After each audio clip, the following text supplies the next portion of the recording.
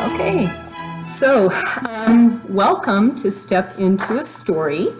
I am here today with Linda. Pronounce your last name for me. It's Wisniewski. Wisniewski. Okay, and I take it that that is Polish. Yes, it is. Okay, because your story is very big on Polish history. So I'll give an introduction and we'll talk about what your book is about, and then we'll jump into the interview. So, Linda, am I saying it right? Wisniewski, right? Yes, perfect. Okay, is a former librarian who shares an empty nest with her retired specialist husband in Doylestown, Pennsylvania. Linda teaches memoir workshops and produces webinars for the Pearl S. Buck Writing Center. I'm interested in that, what that's all about. She was born in Amsterdam, New York, and is a graduate of SUNY at Buffalo and the library school at Villanova University. Her work includes fiction, memoir, and personal essays, and has been published in numerous literary magazines and anthologies, both print and online.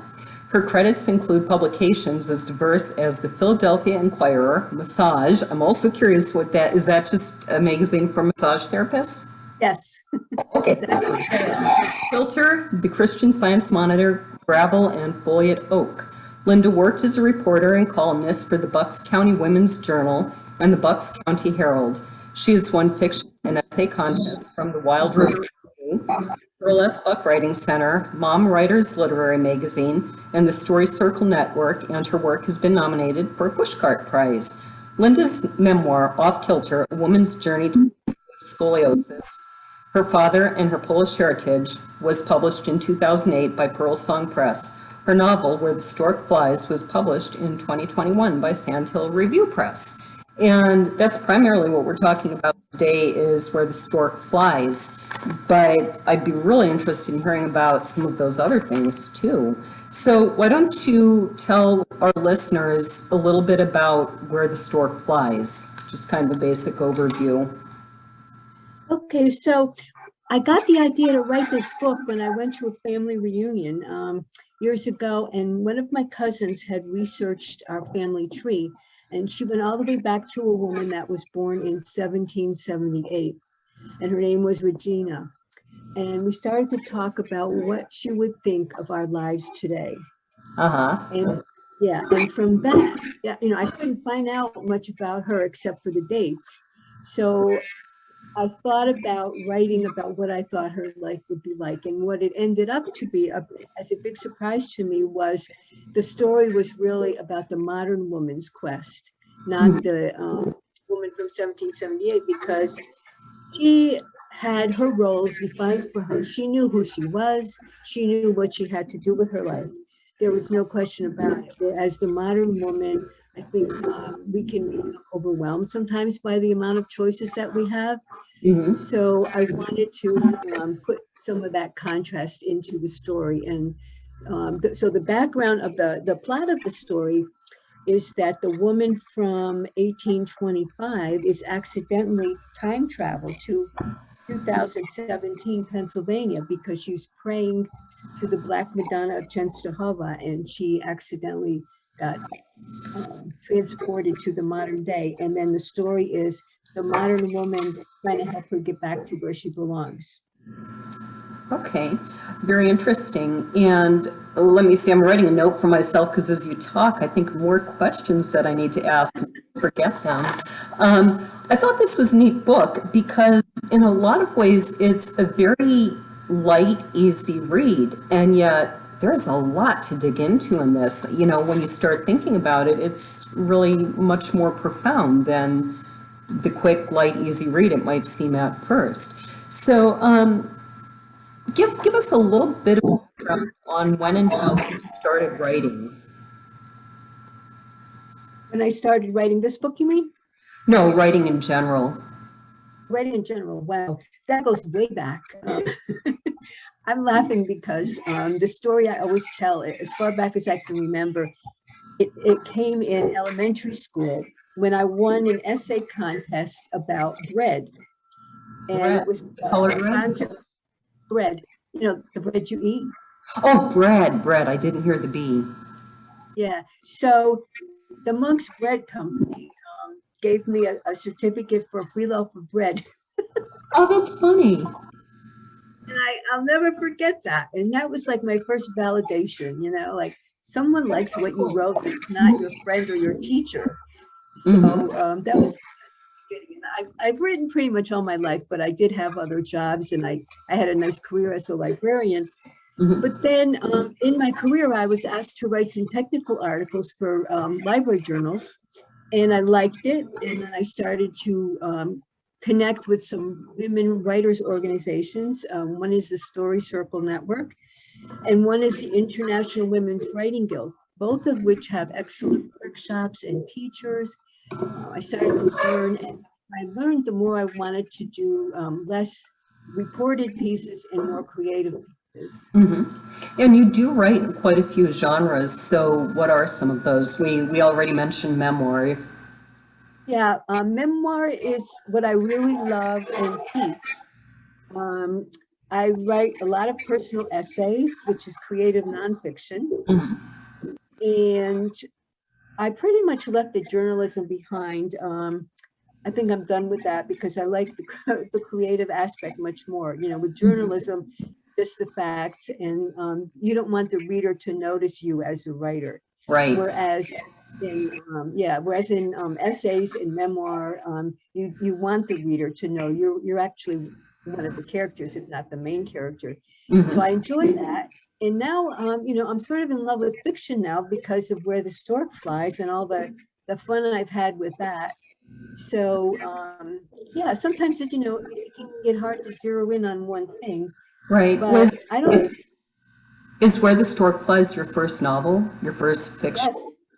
Yeah, my first novel. Yeah, I've had a few short stories published, fiction stories, but this is my first novel. Yeah. So who are some of the authors who have influenced you the most? Oh, good question. My favorite memoir writer is Tricia Hampel, Hampl. She is in, I believe, Minnesota, and I love her. Some of her books are I Could Tell You Stories, The Florist's Daughter, A Romantic Education. She writes only nonfiction. And I love her because she has led a relatively ordinary life and taken it and written beautiful stories about living in the Midwest during the Vietnam War, riding a bus, to see her boyfriend who was in jail for evading the draft, being the daughter of the town florist, just really beautiful things that I like to show my students because they want to write, but they say, oh, I have never done anything interesting. But, and I think that's what I love about listening to people. I know people who do a lot of talking, but I think when you do that, you don't listen, and everybody has a fascinating story. If you really like, even people think, but everybody really has had a very interesting life in their own way. Yeah. So, I think, did you really set out to write time travel? Was it a genre that you loved, or did this just sort of evolve from the family history? It had just happened because I wanted her to see what my life was like. And the only way I could do that was to time travel her here. So, I took a risk because when I was in a writing workshop while I was working on it in the very beginning, and I struggled with some of the time travel aspects because I don't normally read it. I've read, of course, The Time Traveler's Wife and Stephen King's wonderful book, 11/22, 1963, and really liked the way it was handled there. But I didn't want to copy that, and I wanted to be more original, and I wanted to have a little humor in this story, which, as you said, has some heavy elements in it. So I wanted to make it a little bit lighter. So in the workshop, they were giving me different, advice, as people do in workshops, and take or leave it. But the teacher at one point said to me, why don't you stop struggling with the time travel and just write a straightforward mother-daughter novel and make it, between age. But I just couldn't do it. I was just fascinated by this woman.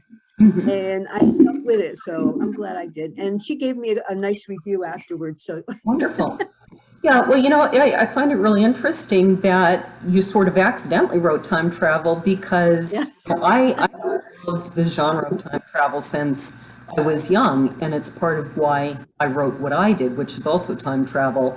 And in fact, in a lot of ways similar to yours, because it's two men who switch places in time, and then they end up in time together also for part of the series. Mhm. And there's a family connection. And so there are some interesting parallels, but I said Yeah. time travel because I love it.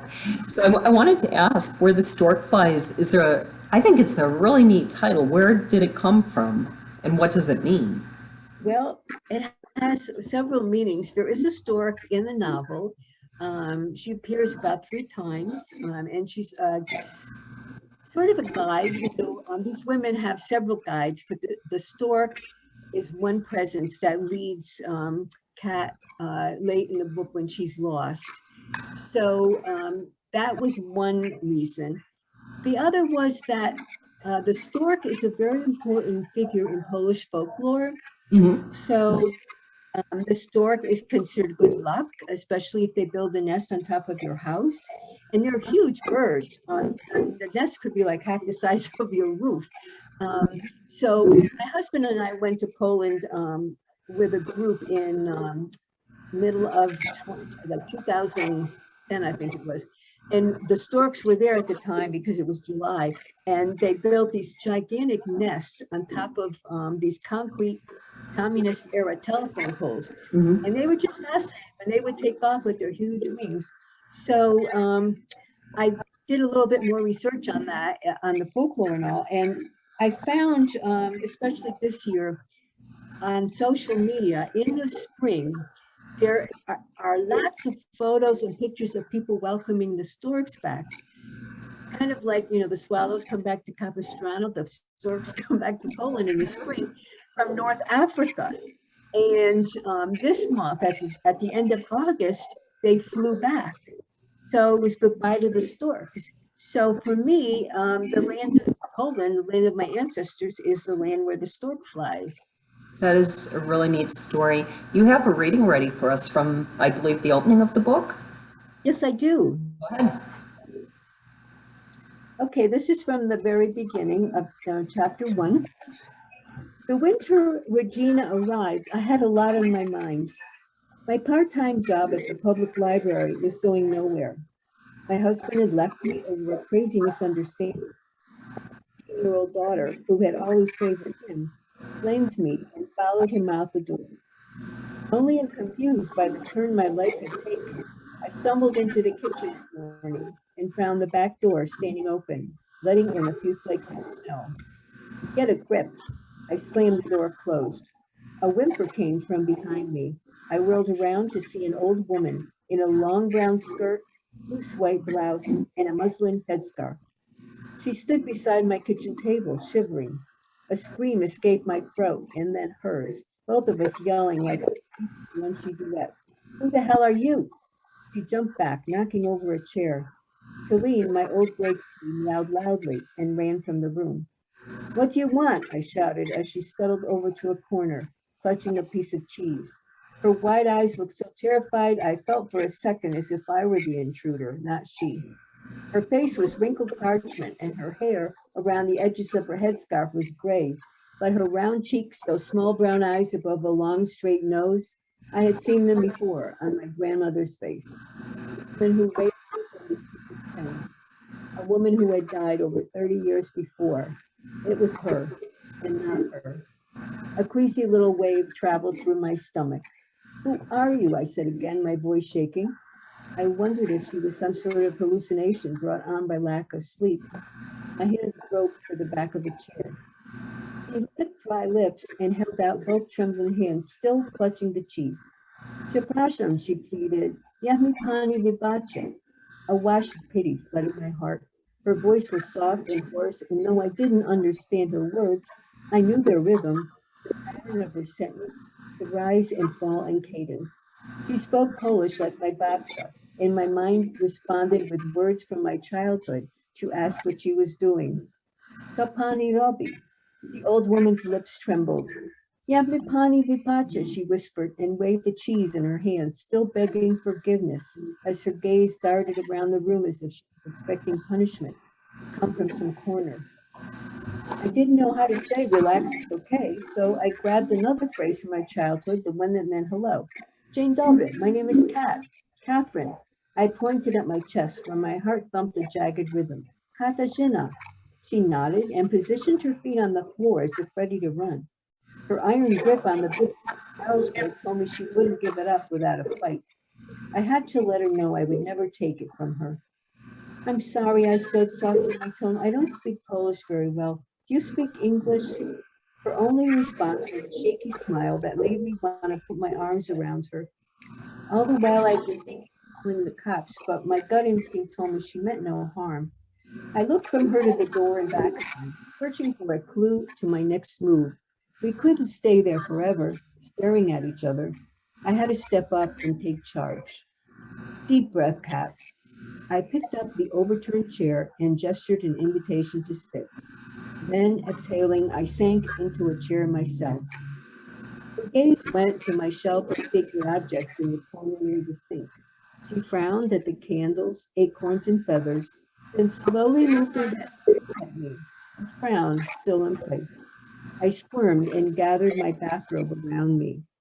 She took a nibble of the cheese and went back to sit on the chair I had righted for her.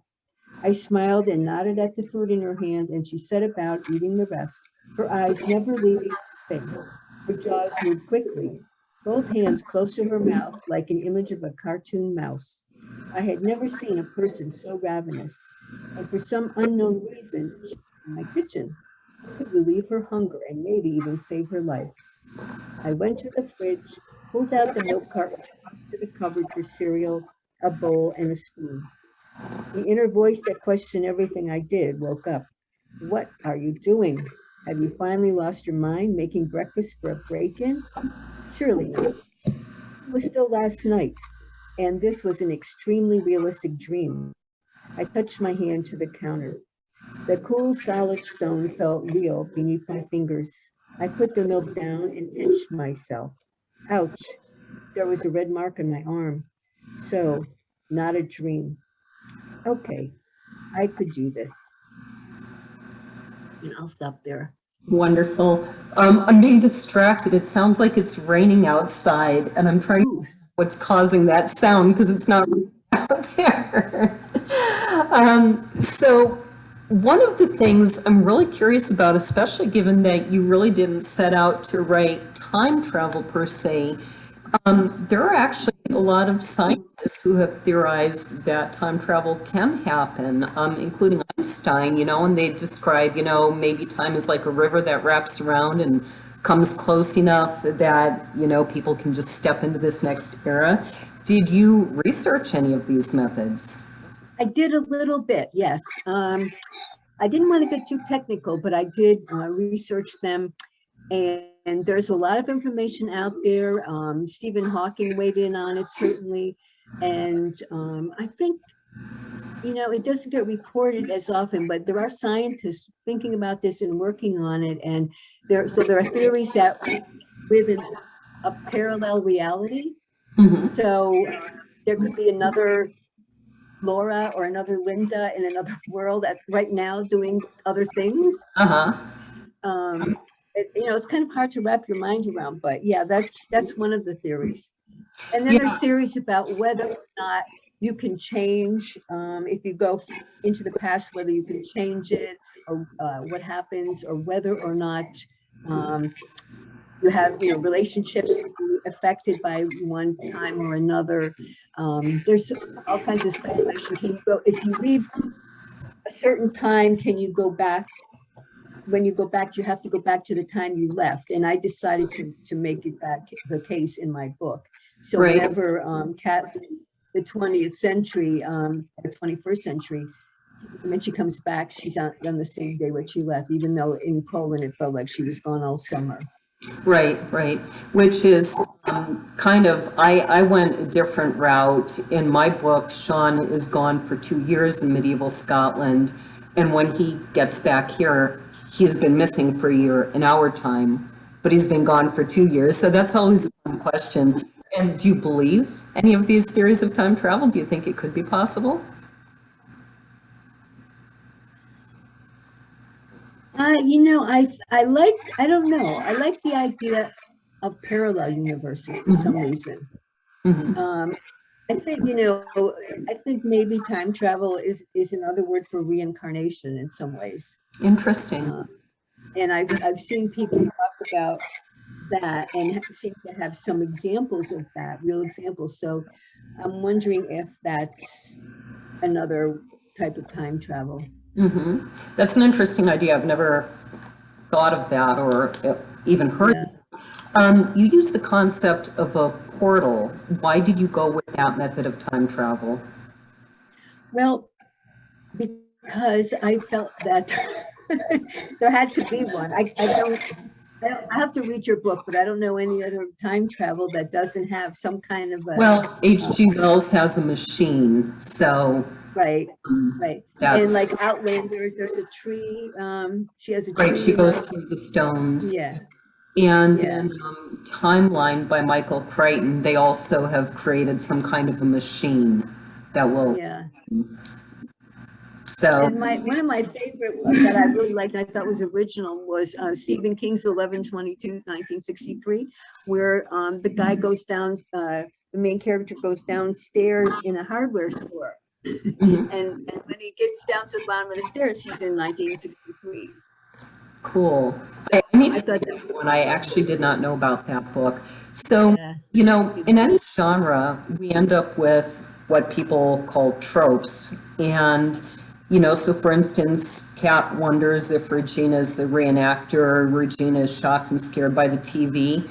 So how do we, as writers of time travel, or really any genre, I think this question could apply to, how do we walk that line between not falling into overused tropes and yet somebody coming from the past would be shocked by a TV? How could they not be? So how do we find that balance, or do we even need to? Well, no, your question really has the answer in it, and that's the word balance. We have to read enough to know what the tropes are, first of all, and maybe even just watch TV or go to the movies. It becomes pretty obvious after a while what they are.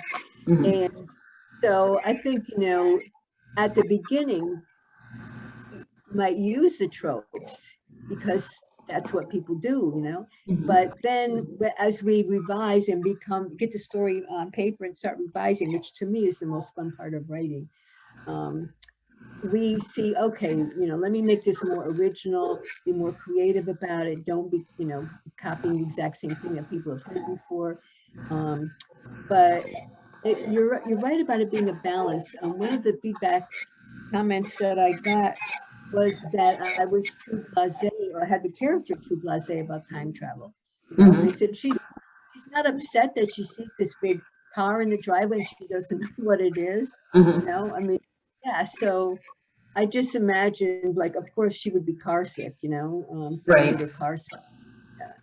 Right. But, there's a funny movie, and I can't remember what it's called. I don't know if it's Kate and Leopold, where somehow the furniture that came from her great-great-great-grandfather's estate in Europe causes this time travel.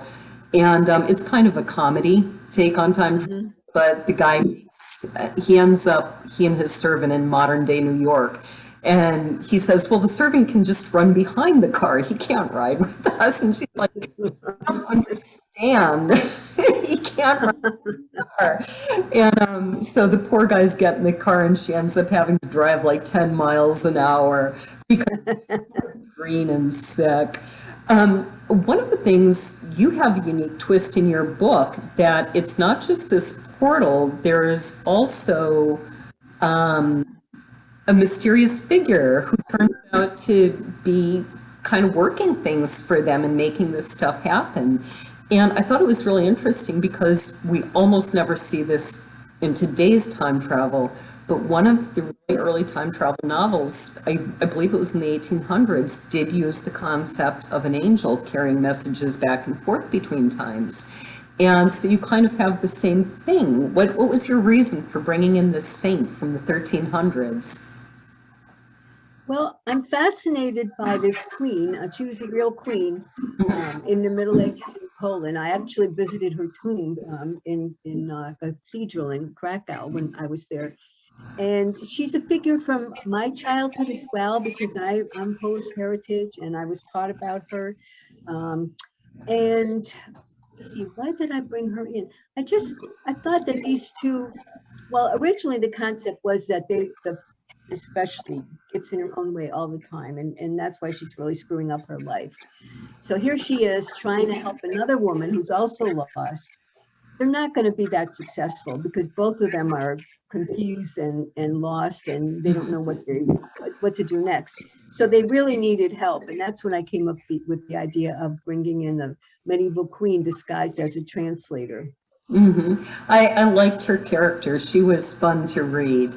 And didn't come across necessarily as an evil queen. You know, she had quite a little twinkle in her eye, you might say. You could always just feel it.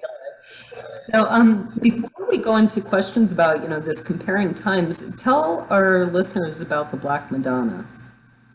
Okay, the Black Madonna of Częstochowa is one of hundreds of Black Madonnas around the world that were discovered hundreds of years ago of unknown origin. But some people, some religious scholars have said that she's a vestige of ancient goddesses, women with black skin. And so the Black Madonna of Częstochowa was said to be a painting. It's painted on wood, so it is a painting of the Virgin Mary holding the baby Jesus. And she's wearing this beautiful gold cloak. She has a gold crown with stars on it. And it's very beautiful. And it's a very revered figure in Catholic Poland and really all of Poland. She was a symbol that they looked at during communism, during those long years when they were under the boot heels, really, of the Soviet Union. And when they had the Solidarity movement and overthrew communism, they credited it to her. You know, they prayed to her. And there was other instances in Polish history where when they won a battle, it was because they had prayed to her. So I thought, you know, I wanted people to know about that, even as a feminist, strong woman figure. Yeah, she's, I have a friend who included Donna in her story too. And as you say, there are many of them, so probably not the same one. You do a lot of comparing times in your books. Like, I love this line that Kat, she says, unlike modern folk, they still had a sense of mystery about life. I love that line. You know, it's so true. Feels better rested in the 1800s she goes to than she has in years. You know, and that's something that I kind of mention in my books too, where Sean, my main character, is he's got severe insomnia. And here he is caught in medieval Scotland, and he's like, all of a sudden one day he realizes, I've been sleeping great. You know, what's the difference? Yeah. That we both hit on that. You know, there's this continual contrast of times, and Regina is thinking, you know, it's really bad that Kat is always busy. She's always on the computer, the TV, the car, her job. They have different expectations of their husbands, completely different. Where Regina is like, well, you know, he works hard. And Kat is, he's not sensitive, he's not open with me, doesn't he, you know? And so are these kind of ideas you started with, or how much did they evolve as you wrote? Well, I was always conscious of the contrast because, you know, a famous writer whose name I wish I could remember said, I write to find out what I know. And I find that to be true. So I wanted to contrast this ancestor of mine who became a character 200 years in the past and my current life. And so I was always conscious of the differences, looking for the differences. How would they feel about this? How would they feel about that? How would they feel about marriage? How would they feel about motherhood? You know, novel, Kat, it takes a long time for Kat to realize that she's abandoning her daughter just like her mother abandoned her. Mhm. And had to show her that, had to out to her. Well, one thing I like about this, I think that a lot of people, especially when it comes to, women's issues, that sort of thing, think, oh, we're living in such a better time, that women were so oppressed and so miserable and unhappy. And I found it interesting that, you really brought out that there were some good things about previous. So, Kat learns life isn't always a romance novel. She realizes she's complaining that Alan doesn't share. Well, here's Regina consumed with near starvation, and this husband who beats her and children who die. But you also bring out that Regina has wisdom to impart. She may be illiterate, and she may work hard. She looks so much older than she really is, but she's got this wisdom, and she tells Kat, men show how they feel. Women talk, but men act. And I loved that you brought this out, that there were some good things for women. And in fact, somewhere in the story, Regina even says, what does she call her? I have this in my notes. I'm not getting it right. Matka Buska. Yeah, she says, I think she did this so that I would appreciate the time I live in. And I just thought that was like the complete opposite of what a lot of people are going to write. They think that if a woman from a previous time comes to our life, they're going to go, oh, you have it so wonderful. You can have education and a career and, do whatever you want and dress however you want and you can vote and, on and on and on. And yet Regina goes, wow, some really awful things are going to happen in history. I better start appreciating what I've got. And I thought just, the neatest take on it. And so, this is a perfect segue into this issue of women's strength. I really like how you brought out that, women were very strong. And today's writers often have this concept of what a strong woman is. And unfortunately, to my mind, a lot of times these strong women in novels that people are proud of, to me, they're like, I don't know, you're getting angry about things that you don't need to get angry about. And here's Regina, she says she's strong enough to say, yeah, my husband beats me, but there's a reason why this is happening. It's because we're peasants and he's being beaten himself. He's being cheated out of money, where the overseer makes him pay twice, claiming he didn't. He's trying to take care of 12 kids. Why do you think that you brought out this concept of strength? And she is strong enough, too, to learn from Kat and start standing up to her husband a little bit. But why do you think that you were able to see this different view of strong women? Well, I think, I've seen a lot. I've been, it's not my first rodeo, right? So I've seen a lot of different relationships, and I lived through the second women's movement in the 70s.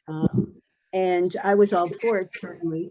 But I think sometimes there is a lot of anger, and there maybe needs to be in the beginning a lot of anger in any human rights campaign. But we forget about people who are trying to do the right thing. I remember I was at a women's with a group, and one of the women said to me, my husband said to me this morning, why are you so angry? He goes, I didn't do it to you. and she's like, well, you're part of the patriarchy, but and the poor guy, he's just trying to be good, and he doesn't understand. He didn't do it to you. Yeah. And it turns, and you don't win that an argument by making other people feel bad or taking away their dignity. So I try to have, going back to the word balance, I try to remember the values that everybody has in common. We all believe in love. We all believe in compassion. We all believe in some kind of faith, whether whether it's in a deity or in our own self or souls.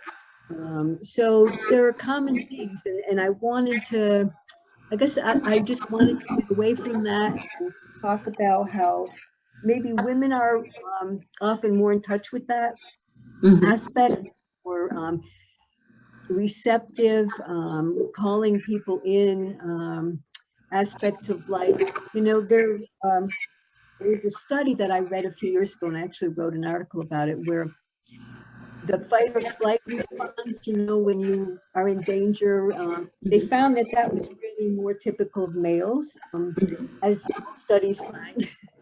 But this study found that when they studied their own colleagues in a scientific lab, and when they were under stress, the men went into their offices or their cubbies and holed up with their computers or work or whatever. And what the women did when they were under stress, who worked in the lab, was they got together and made coffee and started cleaning up. And they found that their oxytocin levels, which is one of the feel-good hormones that you get from breastfeeding, Mhm. went way up, and it relieved their stress. I mean, you know, I don't know what it did if the men were helped by going off alone, but I think they should try working together and cleaning up too, because it might work. You know, Well, and it makes sense. You know, there's women working together in my novel, and it makes them feel better, and they get something right. accomplished. Yeah, that was the scene I really liked where all the women are out there working in the field together and so on. That was a neat view, and it's something that I think we've largely lost. You know, when I think about my grandmother, I've often thought she worked in some ways much harder than I did, and she had 9 kids just as I do.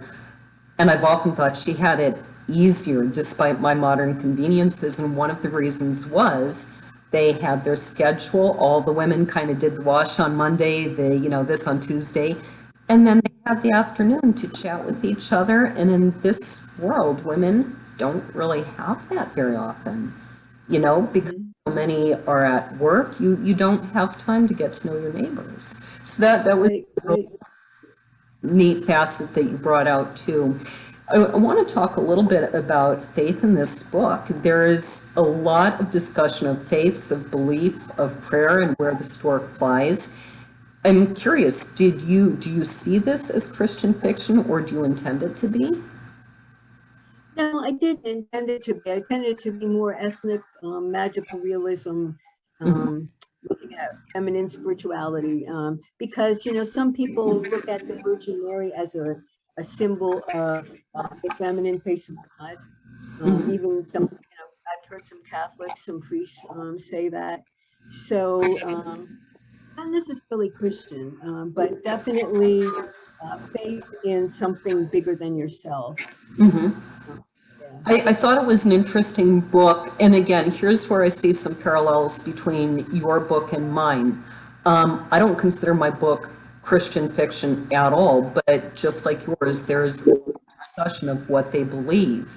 And to me, this is kind of what fiction should be, because real people, as you say, think about faith. You may conclude you're an atheist and there is no God. You may go completely the opposite way, but everybody thinks about faith. And in like 90% of fiction, nobody ever thinks about faith.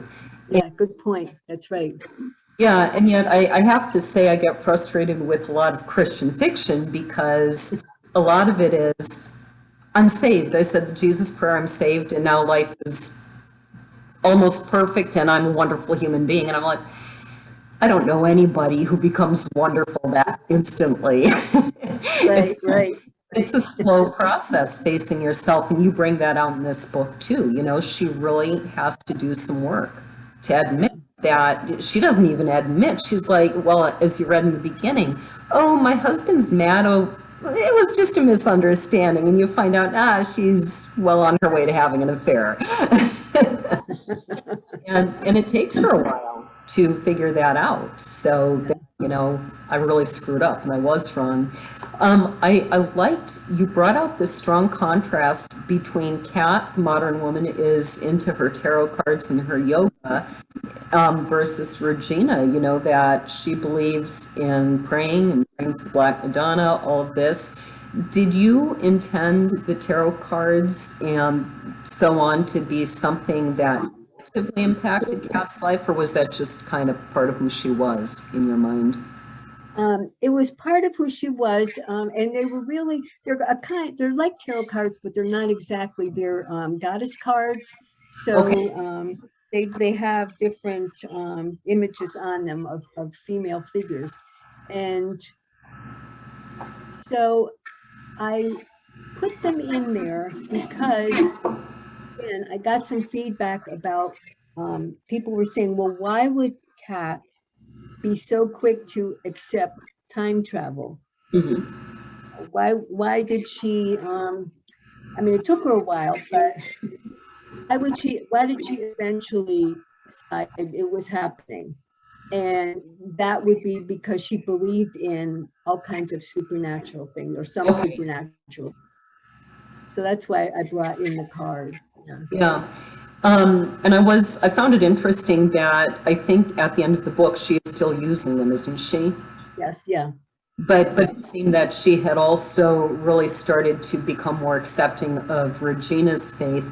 And I was curious, pure curiosity, why did Kat think that praying to the Black Madonna is what got Regina into trouble in the first place? Because because Regina told her that she was praying for help from her husband, who was beating her when he was Mhm. drunk. Mhm. And that it was a way for her to escape, and Regina felt guilty. She felt responsible for that. I'm praying for escape from my life, and look what happens. The Black Madonna sends me to 2017. Yeah. So that was the explanation for that. Okay. And I found it funny too. I prayed for rest from my children. Was that like personal experience, or do you know a lot of people who feel that way? I'm sorry, what was that? I found it funny that Regina like admitted, I prayed for a break from my kids. I asked, is that Oh, right. personal experience? Yeah. No, not really. My kids are now 45 and 31, and they were pretty good kids. So, Uh-huh.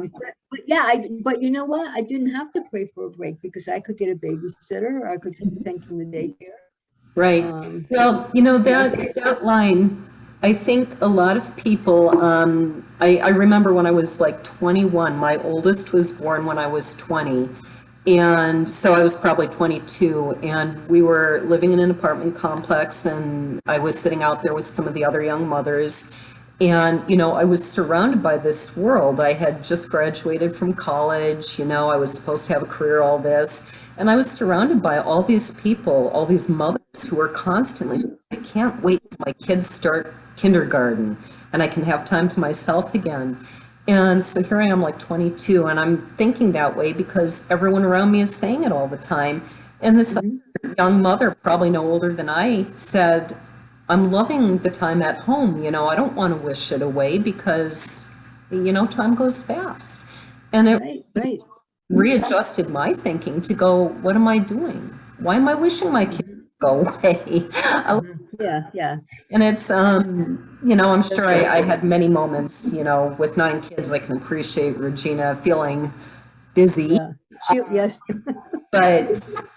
but I'm glad to say I don't think I wished for a break, but I can understand how many people sometimes just want, like, give me 5 minutes. So Yeah.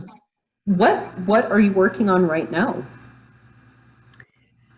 Well, I have a very rough draft of a sequel, because an agent, a former agent and editor I met at another conference, suggested it.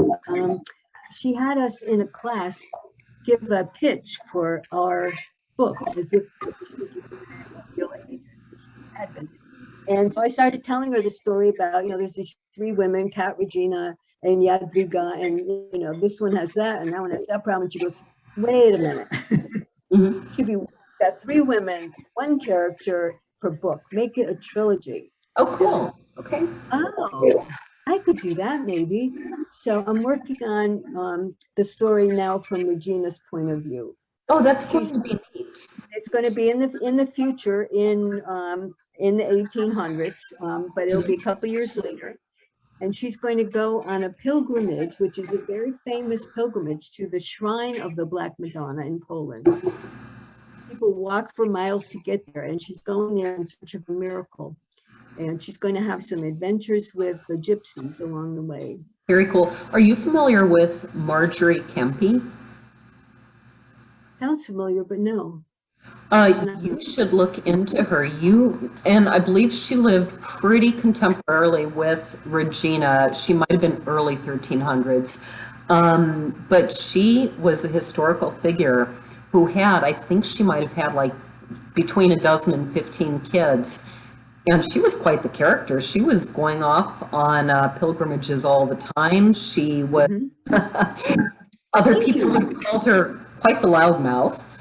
Okay. She believed that she was hearing from God all the time. And so she's on this boat with all these other pilgrims and she's correcting them all. And you need to stop doing this. And God told you, you better not do that. And God's going to sink the boat if, and she's a fascinating character.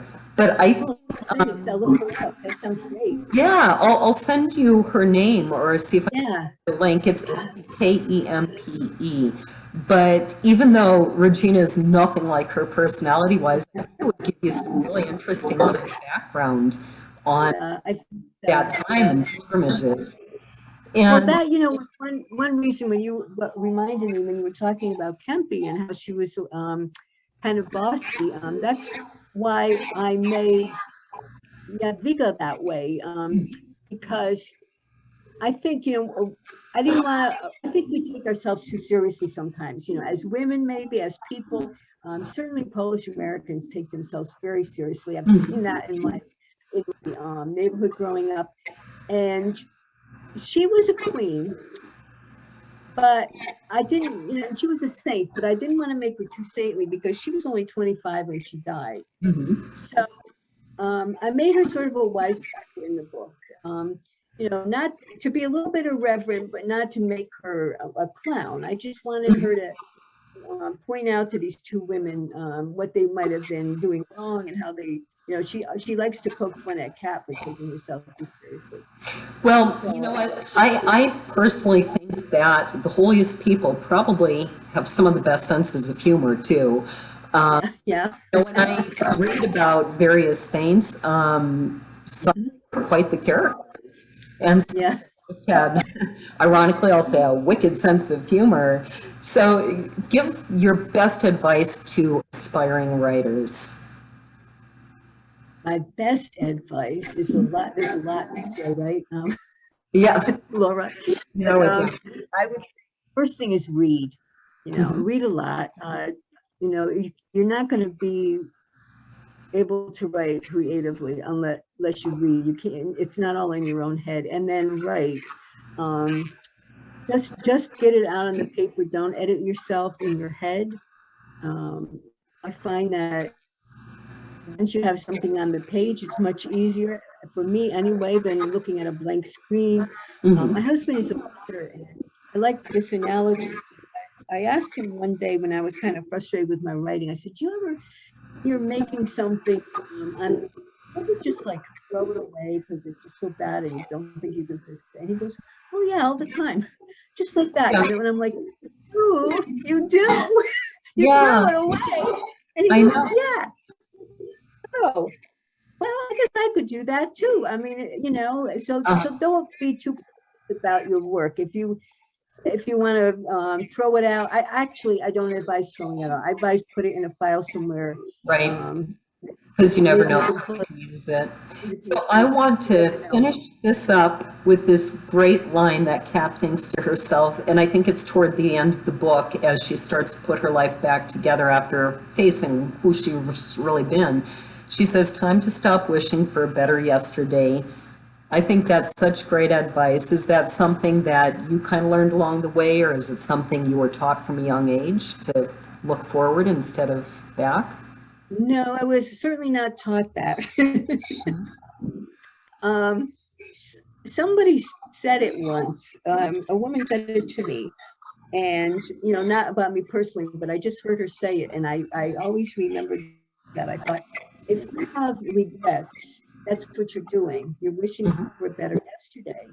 Right. And instead of saying, oh, maybe, if I want to look back at the past, which I do when I write and teach memoirs, what can you learn from that? What can you make of that? Not wish you could change it, but take it into the future. That's wonderful advice. Well, thank you for being here today. This is episode number 5 of Step Into a Story with Linda Wisniewski. Thank you for being here. Thank you, Laura. It was great.